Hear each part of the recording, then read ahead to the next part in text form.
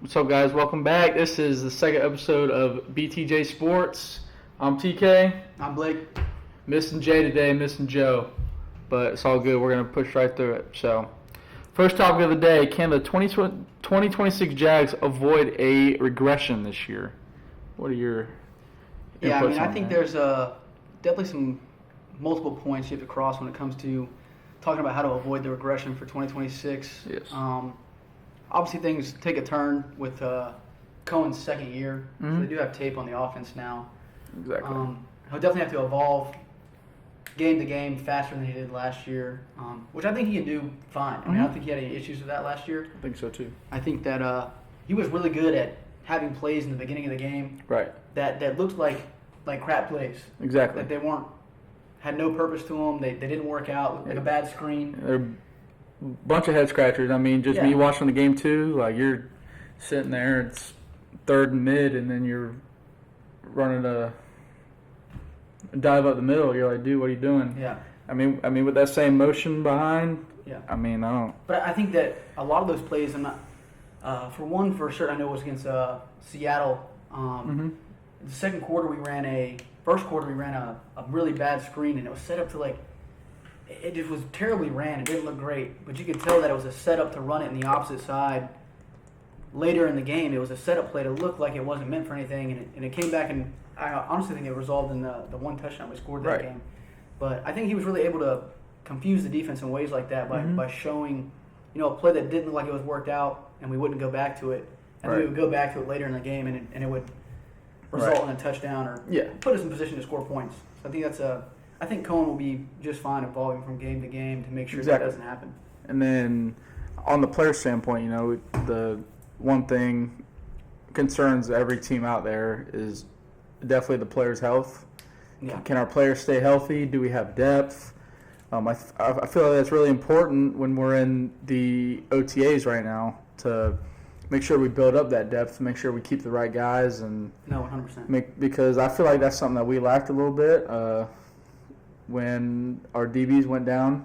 We didn't really have the next guy to step up there, and I feel like that hurt us kind of towards the end of the season there. No, 100%. And we also had two other positions that kind of, I mean, you saw when Trayvon went out, we still found ways to win games, but you could tell when he wasn't It's a lot harder, yeah. You can tell when he's not on the field.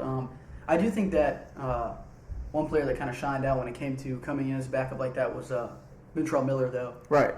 I think that he started 4 games, I believe went 3-1 over the span of those 4. And then actually later in the season, you saw him coming in a lot on third downs. Right. So I think, plugging in, trying to figure out your defensive pieces that are now gone, that's obviously a big head scratcher when it comes to the regression. Right. But I think we've done a really good job at coaching those guys through and how to be quality backups that will now be starters, especially like Ventrell Miller. Right. And then the signing of Trayvon obviously is great when it comes to that. Exactly. But I think with the players that we brought in, as long as we can develop the young guys, I think we stand a real good chance to stay afloat. Keep going. I think so too. And then kind of looking back at our draft, I feel like we got players that we needed. At first, I didn't really like it that much to where we drafted so many tight ends and stuff like that. But again, I think about how we run our offense and how we have such a run-heavy game, and we use so many tight ends. And then I kind of look back and I really wanted more O-linemen, but, I mean, we're already getting O-linemen with itself, too. Yeah. So I feel like that's going to put our game to a level to where we're just a grind-and-pound type of team. 100%. And then we got our weapons outside. I feel like this is one of our strongest wide receiver classes we've had in a long time. I would definitely say, at least with the time that Trevor's been here, this is definitely the most weapons he's going to have. Exactly. Especially with Travis Hunter coming back healthy, hopefully healthy by week 1. Yeah. But I think you are correct when it comes to the biggest part in all of this can be the reliability on the run game. Right. I think bringing Rodriguez in, my fault. That's going to be really good to go back and forth between him and Tootin. And you also have other guys in that room that bring more of a vet appearance to him with DJ and the other guy we just signed from the Colts. Recall his name at the moment. Chris Rodriguez and we got Chris from Washington, and we pulled in can't remember the name off the top of my head. He played for the Colts last year. He was a backup for JT. Yeah. But he's a vet guy. I mean, he's been in the league 10 years. Amir Abdullah? Amir Abdullah, yeah. There is. And he's put up okay numbers out 10 years, but he's been here a long time. He can read defenses, really help those younger guys get a better understanding throughout the season. Mm-hmm. And then I heard a lot of talk, too, about Chris Rodriguez. Apparently he's been balling out. Like, I'd love to see that 1-2 punch between him and Tootin. I really would. Apparently he's been getting most of the carries during the OTAs. So kind of looking future into the season, I'm kind of excited to see, can they stop all three of our backs now? Yeah. Because I feel like we have a pretty decent run game too, where we have some good experienced running back, and then we have a young power guy too who's super quick. So I'm excited to see our run game this year. I think we shine to where we're the top 10 rushing offense this year. Yeah, I'd love to see that because the overall talk, especially coming in with how Trevor played at the end of last year, the whole talk is, if he can play the whole year how he did at the end of the year last year. Oh yeah, dude. We're a team that can consistently put up 30 plus points. Exactly. I think that even with the defensive guys that we've had go out with Lloyd and everything like that, don't get me wrong. I think our defense is going to do just fine. Maybe we've got to find a way to really be able to have the same amount of turnovers or keep up with the turnovers that we had last year.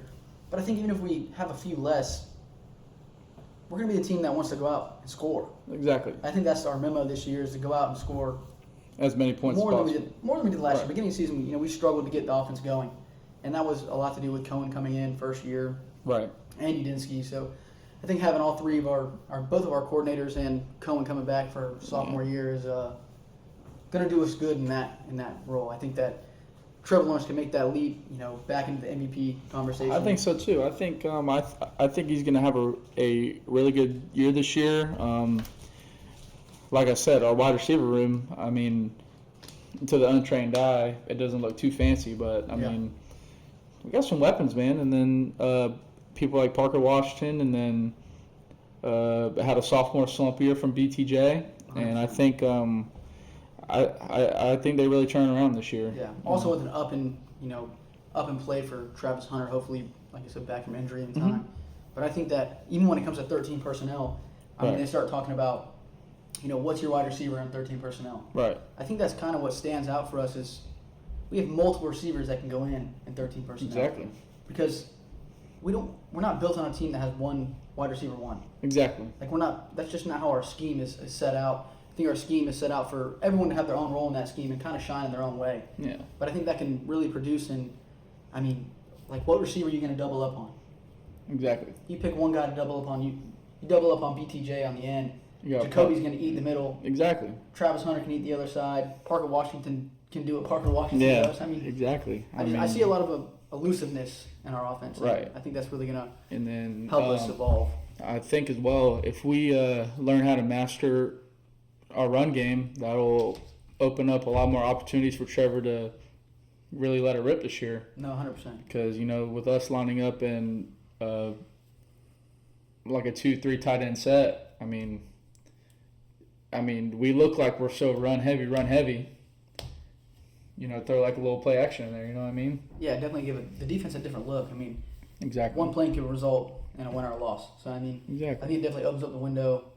You can't really have too many weapons. I think that we spread out the love throughout the whole offense, and that'll allow us to put a lot of points on the board this year. Yeah, and then just us being like fans, we just gotta have trust in the front office. Gotta have trust in Gladstone and Cohen and them, and then there's really we've seen what they're able to do. We just gotta trust in them to be able to. No, 100%. Perform on that high level that we all expect. I honestly believe that the NFL, in general, kind of does see us as a team that can do it again. Yeah. I don't think they go out and give you 3 prime times, 2 standalones in London. Exactly. And even there at the end, the Washington game is still to be determined. If we're both in the hunt there at the end for a division title, that could also turn into another primetime game. Right. So I don't see them going out and doing that if they didn't have a little hope that they could do it as well. And that's good to see as a fan base. don't always get the respect like that. So that's Exactly. definitely good to see. So my opinion is, if we come out of the first 6 weeks 4-2, I think us coming off that next bye week, we're just gonna shoot towards the end. Like we're just gonna have because I mean most of our tests are in the first 6 weeks because we play the Browns first, and then we play Denver, we play the Patriots, we play the Bengals, Eagles, and the Texans. Yeah. Like all back to back to back. Definitely a hard 6 weeks, especially right off rip. Exactly. So I feel like our trajectory and how we are as a team, we're really going to see those first 6 weeks how we're going to come out of that going into the bye week. Yeah. No, I agree with you there because of obviously last year we had a slower start from Trevor. Right. I mean, he was learning a whole new offense. I mean, last year I heard that during OTAs, he really wasn't even throwing that much. They kind of tried to take it back to the basics with footwork, getting good reads, being able to get your second read on time. Exactly. And this year they don't really have to go through that as much. It's not learning a new offense. It's perfecting the one you already know. Right. And I think that you'll see a big jump in the first 6 weeks compared to last year's first 6 weeks. Yeah. So the way that I'm looking at the schedule, we got our hardest challenges up first, and then we come off a bye, and then we got about 5 or 6 week stretch to where, okay, can we let this momentum bring us up or down? Yeah. And then towards the end of the season, I feel like it's the more of a real test playing the Bears, Cowboys, and the Commanders, and the Texans. And the Steelers. Yeah. Like all back to back to back. The back end there is going to be, it's going to say a lot about our team if we can make it throughout. Exactly. I think that if we can avoid injuries, obviously every team has injuries. We have to deal with that. But I think we did, again, like you said, through the draft, I think we really patented our backups and depth chart in that way. And, I mean, trust me, it was not the prettiest of all. I mean, if you're just an average fan, you're like, why are they drafting so many tight ends? Yeah. Offensive guards and tackles and stuff, but I mean, a lot of times that's how it goes. You don't have a first round. Yeah. But we'll be back there next year. I mean, we didn't get the big highlighted name that was on everyone's consensus boards, but we do have a lot of highlight player guys too. No, so I mean, I'm not super mad about that. Yeah. So, and I think we've also made it really apparent on, the positions that we're wanting to really stem through the draft and the positions that we want to pay. Exactly. I mean, obviously you can see through the Trayvon Walker signing that we're big on defensive ends. We want to get those guys here and stay here. You can tell with the release of Devin Lloyd, I think that the linebacker position is just not a position that we're really going to pay. No. I think you see us continue to draft a linebacker in the draft and try to grow those guys here. And I think, honestly, this is kind of looking like the same way for the safety position as well. I hope that we keep Anton, but I could see us kind of, with the draft of Jalen and Lane still being there as well, I could see us kind of drafting guys and really trying to grow the safety position as well as the running back and position. then you can't forget about Caleb Rainstraw. Oh, Ransall, yes. We drafted him last year, but he didn't play. He broke his foot in OTAs exactly. So last year. Apparently he's been doing really good. I've heard a lot about him as well. So apparently he's being that contender for a starting spot. Yeah, that'd be good to see. I mean, I know we had a real run-in with the DBs at the end of the year last year, and I think that kind of really did affect, our playoff push and how we did in the playoffs there. But I think that if the DB room, and I mean, Caleb can play DB too. Yeah. I mean, he played DB in college as well as safety. He kind of mixed it up a little bit. Yeah. So he's also a guy you can utilize in both positions that I think can really help us later on down the road. Exactly. And then Jalen Husky is apparently, I mean, the guy that I thought it was going to stand out pretty good. He's apparently they are saying that he is a absolute ball hawk right now. Yeah. Apparently he's really quick. He's picking up the defense really quickly, and it was funny. I mean, he's just able to make plays like that. You know what I mean? Rolling through Twitter, like everybody else does, and reads everything they see on Twitter and wants to jump to conclusions. But I've seen a lot of reporters that have been there that are comparing Jalen Husky to, oh gosh, drawing a blank. What is? Like a legend guy or a guy that's playing right now? He went to the Steelers. We had him for a couple years. Jalen Ramsey. I'm stupid. Jalen Ramsey? Yeah, but there were a lot of comparisons showing that he really lined up well with Jalen Ramsey. Which, I mean, I'm not mad about that. If he's a headhunter like him, I'm in all for it. And that's an absolute steal in the draft too. Yeah, 100%. I mean, if he ends up like that, it's pretty cool. So yeah. So now that we're rolling into OTAs, today was actually the first voluntary OTA started today. I've seen a lot of videos today. A lot on the tight ends. Yeah. I've seen a lot going on Borkature. Mm-hmm. He looked really good. He looked sharp, man. I was kind of scared. Not that he wouldn't, produce, but he did have the size to him. But I kind of saw him as just a blocking tight end, and I think that's kind of what's kind of making everyone hazy on him. Really, is they don't see him as a pass catcher. But through the OTA videos, I've seen different. I was about to pick your brain a little bit.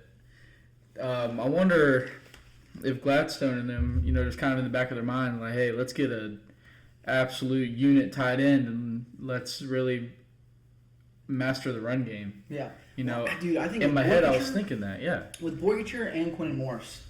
I mean, Quentin Morris, he did a little bit in the pass game last year, but he was really, really utilized in the blocking game. Mm-hmm. And I think towards the end there, when we had a couple breakaways, we were getting tripped up here and there, but with Tootin and ETN, man, I think they really were starting to flourish there at the end when we started bringing in Quentin and Strange and running kind of a two tight end set like that. I even saw Quentin go back in the fullback a few times for blocking, and I think bringing another guy like Borkature that can line up well with Quentin Morris, two great blocking tight ends. Very versatile. Yeah, and don't sleep on Strange's blocking either. He's still a great blocking tight end. Exactly.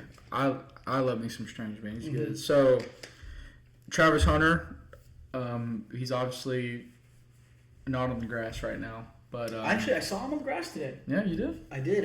Watching a couple videos. He obviously isn't running routes or anything like that, but I did see him catching the ball some on the sideline, doing some moonwalk, the old Travis Hunter. But he looked happy to be out there, though, and he looks like he's heading in the right direction to me. Exactly. So, apparently, the coaches are really happy with him right now in the meeting rooms. So, really perfecting offense and defense. Make sure he knows the playbooks really well, and then that kind of makes me happy. Yeah, well, that's also a lot of people don't know. At the Jags stadium down, we have a virtual training down under there, and it's almost like VR. Yeah, you wear VR and you're kind of just doing mental reps. Like that's pretty cool. He can run mental reps for wide receiver and for corner. So I mean, he's gonna get plenty of mental reps going in. Right. I think that if he's not, at least into training there at the end, he'll definitely be ready week 1 or 2, at least mentally. Yeah. And I mean, the physical aspect for him's never really been a problem. He's right. Always, he's. He's just a freak athlete, dude. Yeah. I mean, he's a dog. And then Trevor Lawrence and BTJ. Liam Cohen cannot stress enough of them being able to connect. Yeah. Apparently, they've been really working on their connection this year, and I'm really excited to see it. Yeah, I've definitely seen through the reports, again on Twitter, mm-hmm. A lot of the guys are definitely showing it for sure they have no interest in letting BTJ go. Right. I know there was a lot of talks for a minute, trying to go for A.J. Brown or trying to work out a trade for that, but I think Cohen's been very consistent throughout the offseason stating that he's got no interest in getting rid of BTJ. Right. And he wants to really make sure he's a staple point in this offense this year. Yeah, man, I wouldn't get rid of him either. You can't really define a player on 1 year. It's just if you keep going in that direction throughout the years, that's when you're able to make a full analysis out of that player. But I think he'll be a top 15 receiver.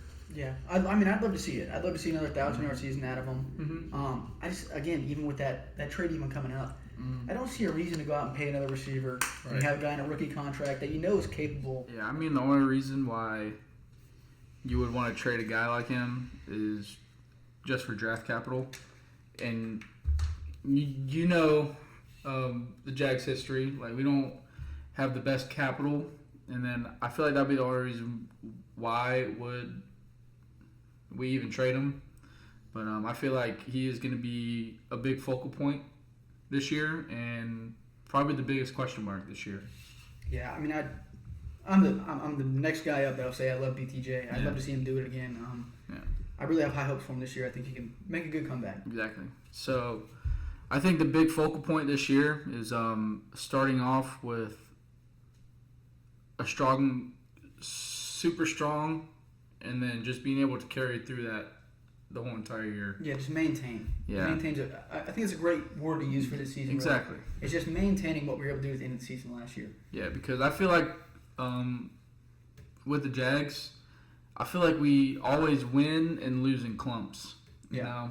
Because I always feel like we win the first couple, and then in the meat we lose a lot, and then we win the rest. I mean, it's weird. Seeing some more consistency, not getting on those lose or win streaks. Right. I mean, unless it's a win streak. I mean, obviously I'd love to hit one of those. Of course. But I think not mixing them up, staying consistent throughout the year, and maintaining, putting your best foot forward. I think that's going to be the biggest focal point for the Jags this year. And then I think another really big focal point is we need to get to the quarterback in big games. No, 100%. I feel like that has really killed us in our losses, because I was sitting there, I'm be like, all right, when is Hines Allen going to get a sack? When is Walker going to get back there? I mean, I always think that when we're in those type of games, and then I feel like we rarely ever get to them in those big money moments like that. It's so hard, man, because, you see with last year, I believe we were top 5 or top 10 in overall pressure on the quarterback. Right. It's really hard to look at the stats and say, wow, we're a top 5 at putting pressure on the quarterback, but we're not getting to him. We're not finishing the job there on the back end. I think with the draft capital that we brought in there at the defensive position, and also getting another year of growth for B.J. Green and Sturgow. Right. I mean, they actually came up pretty big for us last year, especially stopping the run game.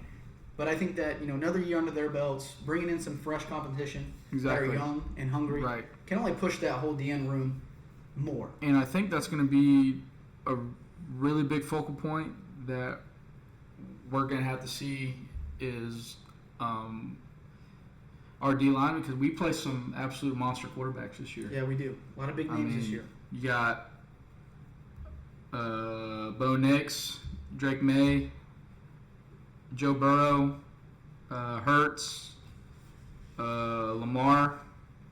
Dart is good. Yeah, Dart's going to have a good year. And Cam is dangerous if you don't get to him. Yeah, 100%. And then you got Caleb Williams, and then you got Dak. Yeah. And then we're going through a hefty JD5. Yeah, we're going through a hefty Yeah, so, I think that us being able to stop the quarterback really dictates if we win and lose games this year. Yeah, so since we're diving in here on the DNs, really, another topic that we're going to hit here is kind of going into the depth chart and how we think things are going to stand. Right. So obviously, we did go heavy on the DNs. We got that guy at Duke, Williams. Yeah. We still have B.J. Green and Sturgow. Yep. I want to pick your brain and see kind of where you think going into week 1, or even kind of how we're processing through OTAs here. Yeah, just kind of like where the depth chart. Definitely got Josh Hines Allen and Walker. I mean, really, no question marks there. Danny Sturgow. Yeah. I feel like he's going to do pretty good.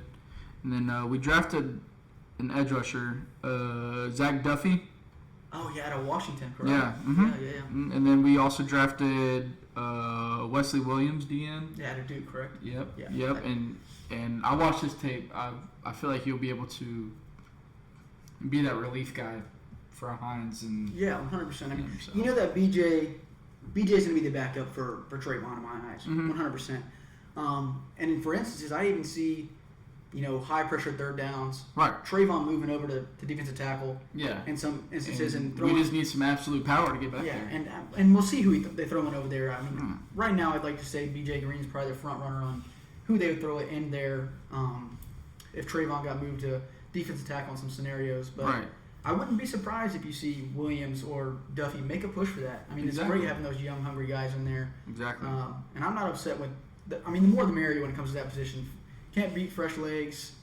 I think we did a great job for the draft on that one. Yep. And then at defensive tackle, we got Hamilton back, and then we got Armstead back. Yeah. I mean, I feel like those guys, I mean, they've always been a starter here. But I'd like to see the guy that we drafted, Albert Regis. Oh, yeah, at A&M. I mean, he is an absolute monster. Yeah, he did. I mean, there was a lot of speculation coming out. His arm's not long enough. I think the guy's just hungry. Yeah. Straight up, I think he's hungry. He's massive, dude. Yeah, he is. And I think he makes a great push. I think he pushes Eric. Yeah. I really do. I think him and Eric are kind of the same in some ways, but I feel like Regis is a lot faster. Yeah. And I feel like he has that itch and that twitch off the line. Yeah. I think you're going to see a lot of transitioning between Eric, Regis, and don't forget we ended up making the trade there with Mason Smith for Rook. Right. Exactly. And Rook was played out of position in my eyes over there in Atlanta. I think he comes in and makes a good push to crack the lineup a few times. And I mean, it never hurts to have multiple guys that you can put in that position. But I think they brought in a little bit different player when they brought in Rook. Rook's not the insanely powerful guy, but he's a lot quicker around the edges. And I think that's really what's going to make a difference in the pass rush from that position. Right. And then at linebacker, we got Aluakon still. We got him. Yeah, he's number one for sure, without a doubt there. I mean, he's an absolute beast. Do we still have Ventrell Miller? Yes, I think he's actually I think he's gonna be the starter this year. Going I think in he'll do really week good. 1. And then we obviously have Kaiser from the draft last year. Yeah. And we also have, which a lot of people aren't talking about, is Jalen. Yeah. No one's talking about it. No. I think, he got injured. He wasn't able to play. I don't know where he's going to be at, in OTAs. I heard that he's healthy. Too. Yeah. But, he's got to sit back and watch. Right. And playing football, as long as you have... That pisses that's you the off. worst. Oh, yeah, it's the worst. Sure. And then we also draft that linebacker Parker Hughes as well. Yeah. Dude out fast guy. Middle Tennessee. Mm-hmm. And I feel like he's a perfect candidate to replace a Devin Lloyd type of guy. Yeah. Just being that pass coverage linebacker. No, 100%. What's with speed? I mean, the speed and coverage is never going to hurt. Exactly. But I think you're right, though. I think right out the gate, we're looking at Aluakon and Ventrell Miller. Mm-hmm. But I wouldn't be surprised if you don't see a good mix-up, behind Miller. Right. I like to say that they're going to give these guys an honest chance to show that they can make a difference in game. Right. Then we got at cornerback Tyson Campbell. No, we traded Tyson. He's gone, right? Yeah. Jordan Lewis. Yeah, Jordan Lewis. He's good. Jordan Lewis, Jerry Jones. Travis Hunter when he comes back. Hunter. And then I think Rainstraw will make a push to be a cornerback. Yeah, I do. I mean, I think, like I said, he might bounce around a little between safety and corner, but Yeah. I think he's still a guy that you can rely on as your cornerback 3 or 4. I think, so at safety, I got Eric Murray. Yeah, 100%. He's still there. Antonio Johnson. I think he's still there. Yeah, PFP grade last year at the end of the year. I mean, And then he was top 3. Yeah, exactly. And then Rayon Lane. Yeah, he played a little bit there at the end, and Yeah, I think he did a good job. Yeah, I mean, I played with him at Navy for a little bit. I mean, that dude's hard to block, dude. Yeah, he's quick. He's an absolute dog. Yeah. And then I like him to make a push to start too. Yeah, that'd be exciting to see for him to come in because between the safeties, Eric Murray does a little more of the rushing compared to Antonio, but I wouldn't be surprised to see Lane or Husky come in there and kind of be a potential rushing safety for us. Right. Although Jalen is still great in coverage. I mean, guy's been a pick-off machine since high school. Exactly. I think he really does push to make a few starts this year. Yeah. And then I think Husky ends up making a start by the... Yeah, I would agree. Yeah, I think that's one of my hot takes. I think Husky will probably start. Yeah, I mean, I'd like to see it. At some point. I'd like to see it. I think he can go in for Eric Murray here and there, and I think he can rush and sit in coverage really well. Yeah. And then moving on to the offensive side of the ball here. Yeah. I mean, you got give me your best go at your Start wide receiver 1 to 4. Okay. All right. Yeah. So, BTJ at 1, for sure, and then Myers at 2, working in that slot. Yeah. And then I mean you can't hit on Parker Washington when he comes not at all. back. And then I really like Travis Hunter getting some reps. I would love to see that Yeah, a little 100%. bit. And then our rookie C.J. Williams, I feel like he's really good. And then we got a dude out of Stanford too. Oh yeah. I think that's C.J. Yeah, you're thinking about Cameron. Yeah. Yeah, Cameron's that bigger guy. Josh Cameron. Josh Cameron. Cameron. He's that bigger receiver. I think he's kind of that jump ball guy that we really haven't had. Mm-hmm. I think he comes in, and I'm not sure. I mean, how often everyone saw that Tim Patrick went in last year. Yeah. But I think he kind of takes over that Tim Patrick role. I think so too. And then I think that CJ is going to kind of take over that Trammell role. Mm-hmm. We still have Trammell, but I think that CJ can really make a run at that spot there, wide receiver 5-6 range. But I wouldn't be surprised to see Josh Cameron get on the field a good amount. Yeah. Because Tim Patrick made a good push. He had some big games and big moments for us last year. Exactly. That rainy game against the Colts, he had a couple really good catches. Yeah. And then tight end, you got that's hard. Bretton Strange. He's one for sure, but after that, it's rough. I think Nate is our tight end too. I think Borcher goes in it too. Yeah. I wouldn't hate to see it. I think because the way that I think we're going to be running the ball, I think we're going to need a big physical guy in there blocking. Yeah. So I'm not mad at it. No, I think I'd honestly go. I'd go Borcher second as well. Yeah. And then for me, I think Quentin Morse kind of slides in at your 3. Yeah, of and course. Then the other tight end that we drafted there. What's his name? Tanner? Oh.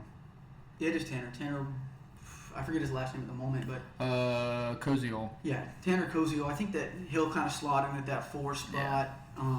But I still think he'll get pulled up a good amount. I think he'll play a good amount. Mm-hmm. I think you're going to slot those guys in really 2 through 4 there. I think it's going to be pretty similar in percentage of play. Right. Obviously, Strain's going to get the majority there. I think that's kind of why they wanted to build that room, was to build it around Strange. But I wouldn't be surprised to see a pretty split percentage throughout the other 3. Right. And then at the back, we got Chris Rodriguez Jr., Tootin, and Amir Abdullah. I really like this because you got 2 really good backs out of Chris Rodriguez and Tootin that are taking majority of the reps.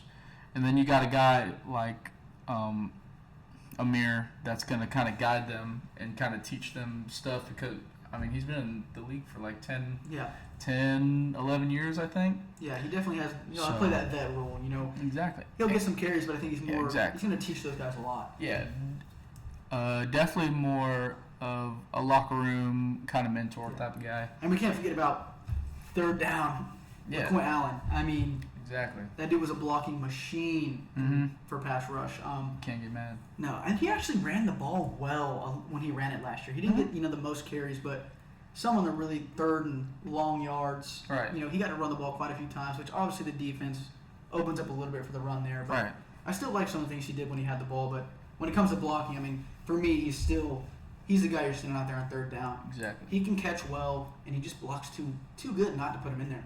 Yeah, and then I think our O-line as a whole, I think we're going to do just fine. Yeah, I think we're solid on that front. And then also having help with having 2 to 3 tight ends in at the same time as well. Yeah, to put on the line as well. So, question for you is, with Cole Van Landen kind of being up in the air on when he'll be back at 100%. Yeah. Do you think that early on in the season that Emmanuel Pregnon can make a push to start a few games? I think he'll be, by week 3, he'll be a starter. I would love to see it. I really would. Just watch this tape. I think that was an absolute steal by us. And then there was one clip. Their running back scored a touchdown, and then he was literally like almost running step for step with him all the way there. I'm like, dude, those are the guys you want to see, like kind of looking for work downfield. So, he's definitely a hungry guy and definitely needs a position. I really don't see a hole in our O-line, really. I don't either. You have Mullen coming back. You have Hainsey coming back. Macari coming back as well. Yeah. And those guys are very elusive. They can Walker move around. Little. Yeah, Walker Little. Cleveland. And obviously, Cole Van Landen can damn near play any position on the Anton O-line. Harrison, yeah. And Anton's a dog. Yeah. I love me some Anton. No, I think it's cool. I think we have plenty of guys in that room that are capable of doing some good things, and it's never too bad to keep, again, fresh legs in the O-line. Exactly. And then I don't think it's a definitely not a question who is going to be running the helm. Yeah, no. Lawrence. Yeah. So Yeah. I would like to see Joey Aguilar Make a push. make a push to be a backup Yeah. because I think he is kind of like a Trevor Lawrence, kind of, just the way that he manages the game, and then the tape that I watched. I think. Yeah, I I think think it's he'll definitely pretty make a push there to take that backup job over Nick Mullins. Yeah. Nick Mullins didn't do terrible for us last Yeah, year. He was sure. there, but I feel like when we did have to put him in, he kind of put in a pretty crappy situation. yeah, for the most part, I would agree. But I think you're right there. I think he definitely make a push. I definitely love to see the competition there for QB2. Yeah, for sure. All right. So heading to our last segment, what is your hottest take? I think my overall hot take here is that I think Ventrell Miller really moves into a starting spot there at linebacker. Really? I really do. Like I said, he started 4 games there when Devin Lloyd went down with the calf injury. Right. We went 3-1 over that span, and I mean a lot of people also don't see that throughout, heading towards the end of the year. Obviously, Devin Lloyd was a great player, a lot of turnovers, but we were putting Ventrell in a lot of third down situations, big third down situations. Right. I think they had a lot of trust in Ventrell, and I kind of think that's really what's going to push him into be that really a good starting role for him. Right. Now, I think that we obviously are going to give the younger guys some opportunities, but I think Ventrell's going to do really well in that linebacker position. Right. Yeah. Yeah, man, I totally agree with that. My hot take will be I think our offense averages over 375 yards a game. I don't hate that at all. Again, I think either that or 400. Yeah. I think we're making a push. I think we're making a push to be, like the Cowboys. Every year you talk about, it's going to be a shootout. I think we're turning into that team that's willing to go in, guns blazing. And brawl. Yeah, guns blazing in for a shootout. I don't think the defense has taken a terrible jump backwards to keep us into games. Right. But I think our offense is steadily getting better to where they're willing to go in, like you said, guns blazing. Yeah, just you got to stop one of our awesome athletic wide receivers, or you got to line up against a 2 tight end set with a big old fullback and No, I agree. try to stop some dogs in the run game. So, but all right, guys, that was end of our second episode. Tune in for our third one. Hopefully, we'll have Joe back next time. Yeah, next week we'll we'll drop see. the third one. Joe should be back, but thank you for tuning in. Leave a like and a subscribe.